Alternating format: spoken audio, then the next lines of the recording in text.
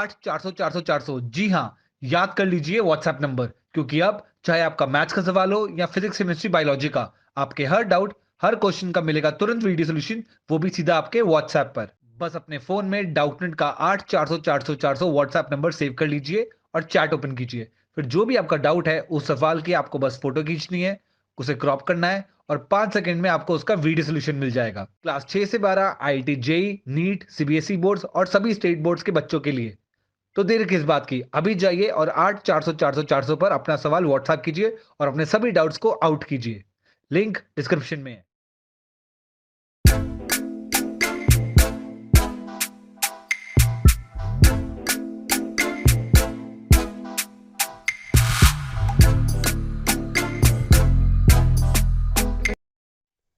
नमस्कार विद्यार्थियों, कैसे हैं आप। आइए हमारे इस YouTube channel online classes by S L Jat पर आपका स्वागत है। विद्यार्थियों, आज की जो हमारी क्लास है वह है प्रखर कार्य पुस्तिका गणित कक्षा 8 के अंतर्गत आकलन 9।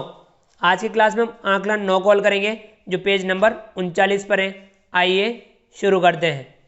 आकलन 9, इसमें पहला सवाल है, दी गई संख्याओं को निकटतम 1000 तक सन्निकटित करें। तो विद्यार्थियों, ये जो संख्या दे रखी है इन्हें हमें निकटतम 1000 तक सन्निकटित करना है। इसमें क है 5432। तो विद्यार्थियों, निकटतम 1000, ये 5000 के पास में है संख्या है, तो हम यहाँ लिखेंगे 5000। क्या लिखेंगे? 5000। ख है 80740, तो यह 81000 के पास में है, तो हम यहाँ लिखेंगे 81000। ठीक है विद्यार्थियों। अगला है ग 91201। तो ये विद्यार्थियों 91000 के निकट है, तो हम यहाँ लिखेंगे 91000। ठीक है विद्यार्थियों। अगला जो सवाल है दूसरा, दी गई संख्याओं को निकटतम दशांश तक सन्निकटित करें। विद्यार्थियों में निकटतम दशांश तक सन्निकटित करना है। कहें 132.145। तो विद्यार्थियों इसे हम निकटतम दशांश तक, दशमलव का यह पहला स्थान जो होता है दशांश होता है, तो ये किसके नज़दीक है? ये आएगा 132.1। कहें 368.169। तो ये क्या आएगा? 368.2। ग है 540.680। यहाँ क्या आएगा विद्यार्थियों? 540.7।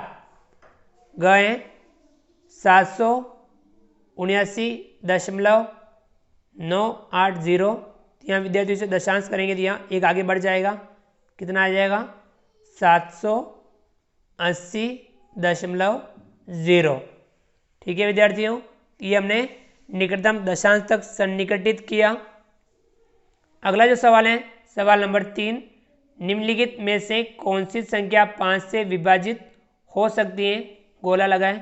अब इन संख्याओं में कौन सी संख्याएं 5 से विभाजित हो सकती है, उन पर हमें गोला लगाना है। तो विद्यार्थियों, कोई संख्या 5 से विभाजित कब होती है? जब उस संख्या का इकाई अंक 0 या 5 हो। इनमें से ऐसी संख्याएं कौन सी हैं?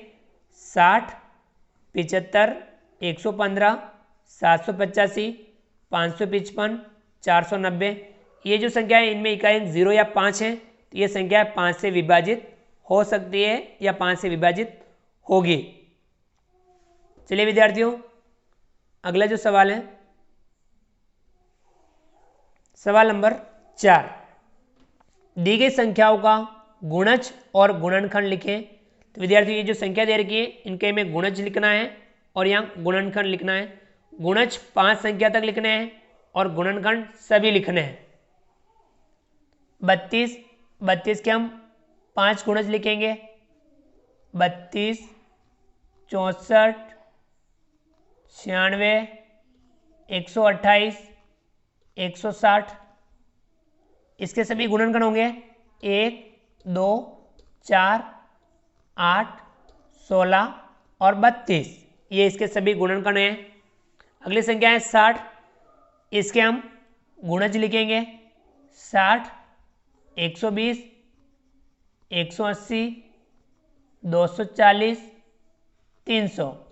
तो ये इसके पहले 5 गुणज लिखे हमने, इसके गुणनखंड लिखेंगे हम 1 2 3 4 5 6 10 12 15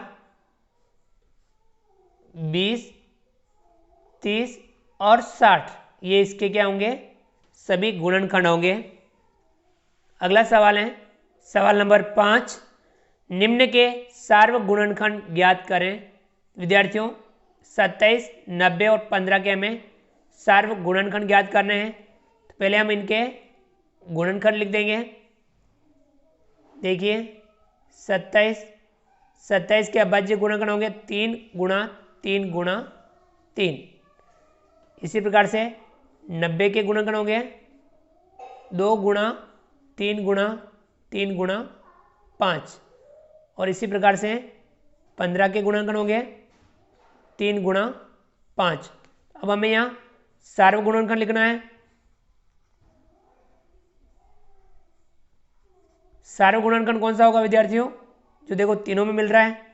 देखिए 3 तीनों में मिल रहा है, तो हम यहाँ लिखेंगे 3 और कुछ मिल रहा है विद्यार्थियों, तीनों में और कुछ नहीं मिल रहा है, तो सार्वक गुणनखंड यहाँ कितना होगा 3। ठीक है विद्यार्थियों, 27, 90 और 15 का सार्वक गुणनखंड होगा 3। चलिए आगे बढ़ते हैं। अगला जो सवाल है सवाल नंबर 6, महत्तम समापरिवर्तक ज्ञात करें। विद्यार्थियों में इनका महत्तम समापरिवर्तक ज्ञात करना है। तो विद्यार्थियों में क्या करना है, सबसे पहले इनका अभाज्य गुणनखंड करना है। हम 32 और 24 का अभाज्य गुणनखंड करेंगे अलग पेज पर। 32 और 24,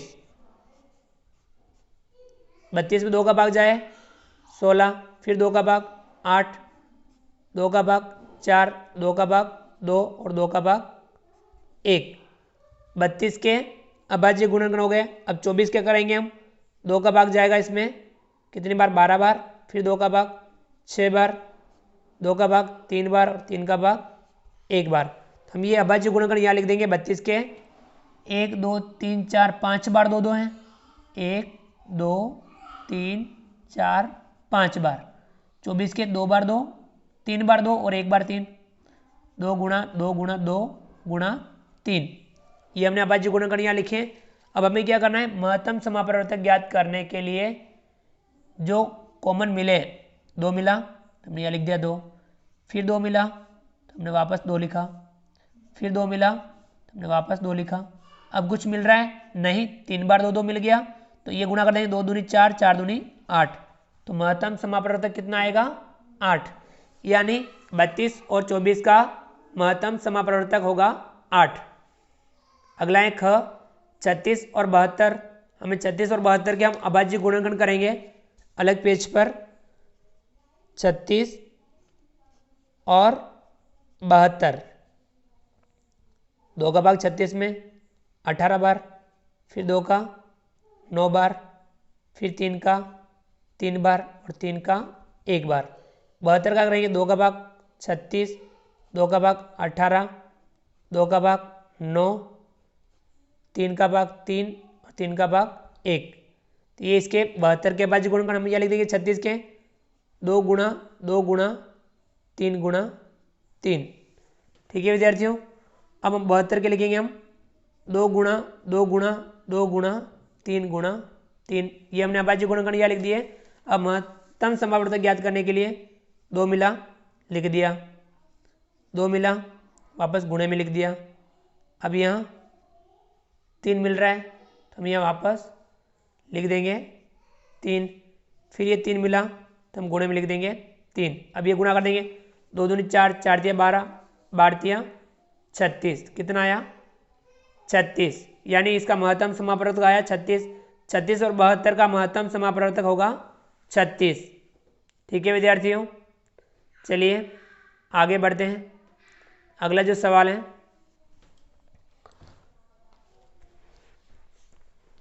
विद्यार्थियों, अगला जो सवाल है हमारे सामने सवाल नंबर 7, 50 से 100 तक की संख्याओं में जो संख्या भाज्य नहीं है उन पर गोल घेरा बनाएं। तो विद्यार्थियों ये 50 से 100 तक, तो हमें यहाँ 100 तक ही ज्ञात करना है। आगे एक बार आप, क्योंकि 50 से 100 तक पूछा है, आप यहाँ इन संख्याओं को तो काट ही दीजिए। 50 से 100 तक की संख्याओं में हमें जो भाज्य नहीं है वो संख्या क्या होगी? अभाज्य संख्या होगी। तो अब इनमें कौन कौन सी संख्या है अभाज्य, वो हम देखेंगे। देखिए, तो इनमें है 53, इसके बाद में 59, 61, 67, 67 के बाद में 71, 73, 79, 83, 89, 89 के बाद में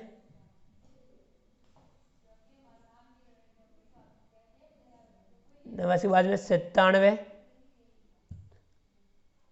ठीक है विद्यार्थियों, ये संख्या क्या है? भाज्य नहीं है। 53, 59, 61, 67, 71, 73, 79, 89, 97, ये जो संख्या है वे भाज्य नहीं है, यानी अभाज्य संख्या है। चलिए विद्यार्थियों, अगला जो सवाल है, सवाल नंबर 8, निम्नलिखित में से कौन सी संख्या 3 से विभाज्य है? हाँ या ना में जवाब दें। 3 से विभाज्य कौन कौन सी होगी? जिन संख्याओं में जिन संख्याओं में अंकों का योग 3 से विभाज्य हो, तो वे संख्या 3 से विभाज्य होगी। देखिए, जैसे कि 219 3 से विभाज्य, 9 और 1 10 और 2 12 3 से विभाज्य, तो ये 219 भी 3 से विभाज्य होगी।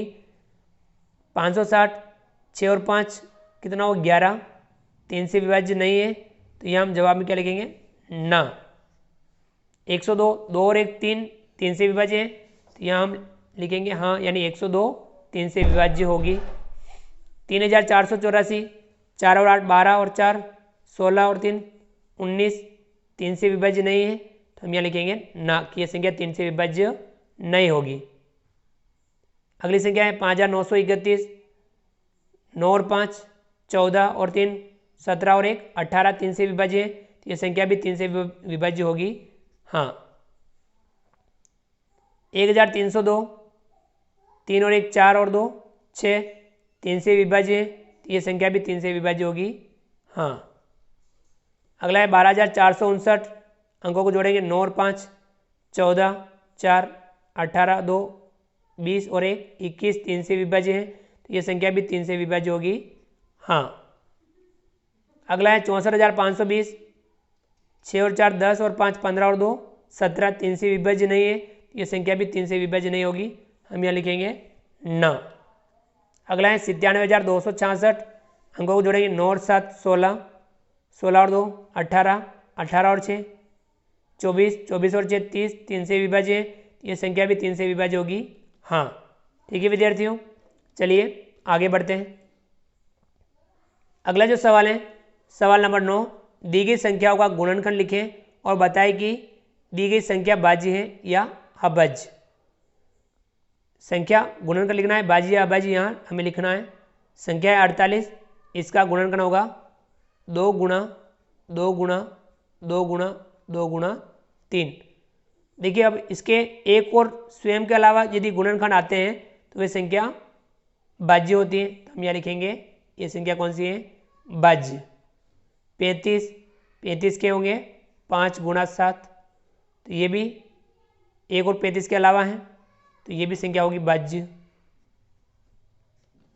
63 गुणनखंड होंगे 3 गुणा 7, तो ये भी संख्या होगी भाज्य। 57 3 गुणा 19, तो ये भी संख्या होगी भाज्य। ठीक है विद्यार्थियों, इस प्रकार से हमने आज की क्लास में आकलन 9 को हल किया।